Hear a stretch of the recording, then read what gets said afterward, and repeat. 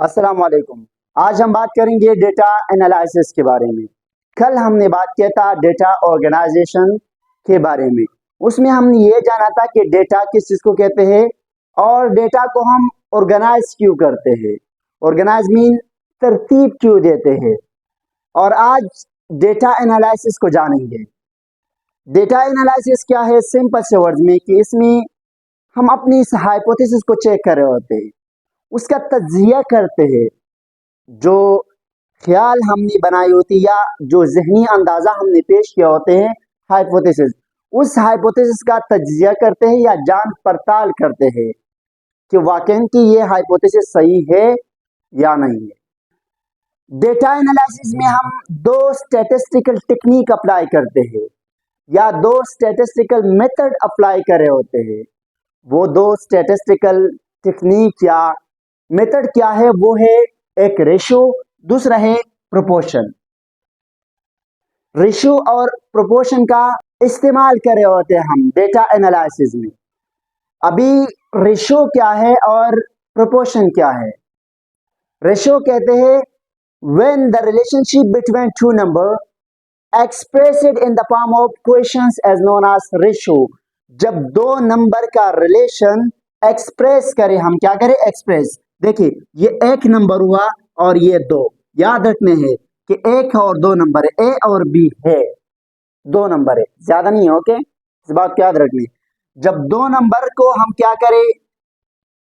Express करें, उसका जो रिलेशन है वो हम एक्सप्रेस करें। एक्सप्रेस का मतलब है जाहिर करें in the form of question. किसके फॉर्म में? क्वेश्चंस के फॉर्म में, एक सवाल के फॉर्म में। मिसाल के तौर पे इधर देखिए, ये हमारे पास ए है। ओके, इसको हम कैसे क्वेश्चंस के फॉर्म में जाहिर करते हैं? ये है B, A divide by B, तो ये बना एक क्वेश्चन। क्लियर? तो रेशियो में हम यही कर रहे होते हैं। इसके अलावा और भी हम फॉर्मों में एक्सप्रेस कर सकते हैं। मिसाल के तौर पर ए कोलन साइन भी लगा सकते हैं। कौन सा? कोलन। बी, ये भी क्या बना? एक क्वेश्चन बना। इसके अलावा और भी कर सकते हैं। मिसाल के तौर पर ए डिवाइड बाय डिवीजन का साइन और बी, ये भी देखिए डिवाइड है, डिवीजन है, और ये भी है, और ये क्या है? कोलन साइन है। तो हम डेटा को क्या नाम है, नंबर्स को तीन फॉर्म में एक्सप्रेस कर सकते हैं। तीन नहीं बल्कि दो में। एक है डिवीजन, दूसरा है कोलन। कोलन ये वाला साइन होती है, क्लियर? ये दो डॉट जो होती है, और ये डिवीजन है, दोनों डिवाइड वाला। क्लियर? तो इस चीज को फिर हम नाम देते हैं रेशियो का। याद रखने के रेशियो में हम क्या कर रहे होते हैं कि दो नंबर के रिलेशनशिप को एक्सप्रेस करते हैं। क्या करते हैं? Express in the form of question. किसके फॉर्म में? क्वेश्चन के फॉर्म में। यहाँ देखिए बेचारे ऐसे बैठे, इसकी कोई क्वेश्चंस वगैरह नहीं बनाए ना क्वेश्चन। क्वेश्चन के फॉर्म में हम कैसे लेकर आएंगे? इस तरह या इस तरह या इस तरह। क्लियर? दूसरे नंबर पर है मोहतरम प्रोपोर्शन। प्रोपोर्शन में याद रखने कि हम दो से ज्यादा नंबरों को क्या कर देते हैं? एक क्वालिटी के फॉर्म में लेकर आते हैं। मिसाल के तौर पर इधर देखिए, ये मोहतरम हमारे पास एक है ए और ये है रेशो बी। ओके, और इसके अलावा ये है सी और रेशो डी। क्लियर? अभी ये चार नंबर है, यहाँ पे कितने नंबर थे? दो। अभी इस चार नंबर को ज्वाइन करने, इक्वल वाले साइन लगाने, इक्वल वाले। इधर देखिए, ये हमारे पास मोहतरम ए बी, इसके बीच में चार डॉट लगेंगे इस तरह। ओके, ये चार डॉट है, ये प्रोपोर्शन है। क्या है? प्रोपोर्शन। और ये हमारे पास मोहतरम सी रेशो डी। देखिए, ये चार, इस चार नंबरों को ज्वाइन किसने की? प्रोपोर्शन ने। तो प्रोपोर्शन में हम क्या कर रहे होते हैं कि जो इक्वल रेशियो होती है उसको ज्वाइन करते हैं। क्लियर? ये हम किस फॉर्म में कर सकते हैं? वो तो हम कोलन के फॉर्म में कर रहे थे, ओके, और दूसरा डिविजन के फॉर्म में। लेकिन ये मोहतरम हम किस फॉर्म में करेंगे? इस बात को याद रखिए, ये जो है हम कर रहे होते हैं दो फॉर्म में। एक तो चार डॉट्स, फोर डॉट्स की, किस चीज की? फोर डॉट्स की। क्लियर?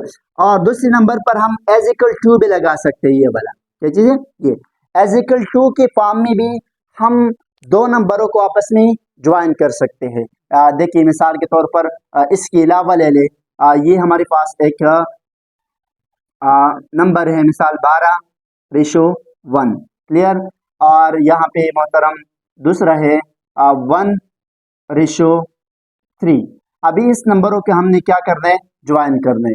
तो ये बनेगा 12:1 is equal to okay, is equal to भी बराबर के निशान होती है 1 एज इक्वल क्या नाम है, 3।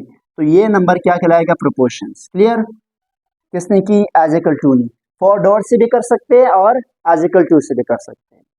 क्लियर, तो ये प्रोपोर्शंस कहलाते हैं। तो प्रोपोर्शन में हम क्या करे होते हैं, याद रखिए कि दो इक्वल रेशियो को ज्वाइन करते हैं क्वालिटी के फॉर्म में। ये देखिए क्वालिटी है, बराबरी।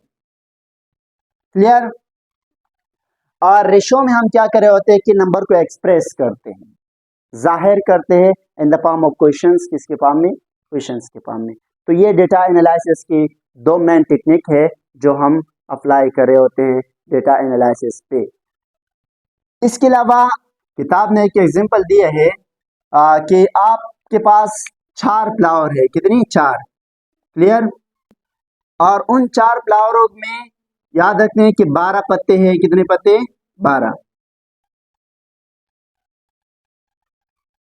12 पेटल हैं। ओके, चल बस कहते हैं पत्तों को। तो आप इनकी क्या करें, गौर से देखिए। रेशियो कैसे करेंगे, रेशियो मतलब इसको एक्सप्रेस कैसे करेंगे। देखिए हमारे पास है 4 और दूसरा 12। तो इनको एक्सप्रेस दोनों को एक क्वेश्चन पे फॉर्म में कैसे लेकर आएंगे, वही सेम कहानी है कि भाई 4 को इस तरह करें और 4 के साथ साथ एक वो लगाए रेशियो। क्लियर, 12। अरे उसको क्वेश्चन के फॉर्म में आ गया ये। इसके अलावा आप इसको यू भी कर सकते हो, जैसे पहले आपको बताया इस तरह। ओके, इसके अलावा आप इस 4 को और जो 4 वो है 12 है, इनको इस फॉर्म में भी कर सकते हो।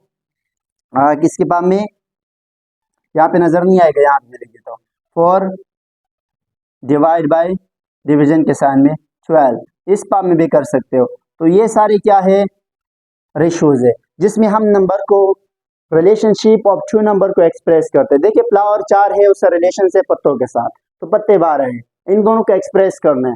एक्सप्रेस किसके फॉर्म में करेंगे, इन तीनों के फॉर्म में। डिवीजन 2 फॉर्म में होती है, डिवीजन और दूसरा कोलन के फॉर्म में। क्लियर, इसके अलावा अभी हम इसके प्रोपोर्शंस कैसे करेंगे। प्रोपोर्शन ये से है कि भाई आप ये करें कि 12 4 क्या है, 4 डॉट लगाए, 4 डॉट्स और 12, इसका क्या बना, ये इक्वलिटी साइंस बना। इसके अलावा ये भी कर सकते हो एज इक्वल टू 12, ये क्या है आपके पास, एक प्रोपोर्शन है। क्लियर, तो यहाँ तक समझ आ गया कि डेटा एनालिसिस में हम दो टेक्निक कौन सा अप्लाई कर रहे होते हैं और कैसे कर रहे होते हैं। तो यहाँ तक कंप्लीट हुआ डेटा एनालिसिस। अगर यहाँ तक कोई सवाल है तो आप कमेंट सेक्शन में पूछ सकते हो। ओके, खुदा हाफिज।